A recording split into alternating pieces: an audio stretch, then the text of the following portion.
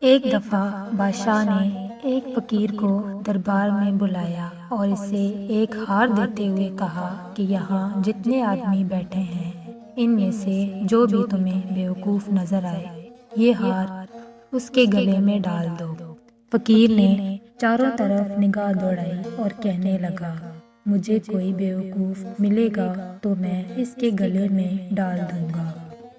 کچھ ہی دن گزرے تھے کہ بادشاہ سخت بیمار ہو گیا۔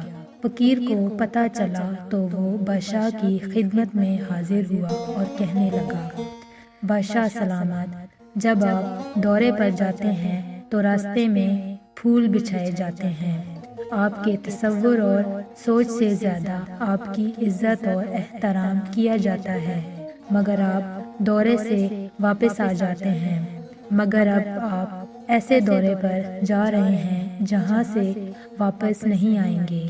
کیا آپ نے کوئی ایسا عمل کیا ہے کہ رب العزت آپ کے لیے وہاں بھی ایسا ہی انتظام کریں جیسا دنیا میں ہوتا ہے؟ بادشاہ کی آنکھوں میں آنسو آ گئے، کہنے لگا، افسوس، میں نے اس سلسلے میں کبھی سوچا ہی نہیں۔ فقیر نے کہا، اللہ نے تمہیں عزت، شہرت، دولت، ہر چیز سے نوازا، مگر تم نے اس کا شکر ادا نہیں کیا۔ تم سے بڑا بیوقوف کون ہوگا؟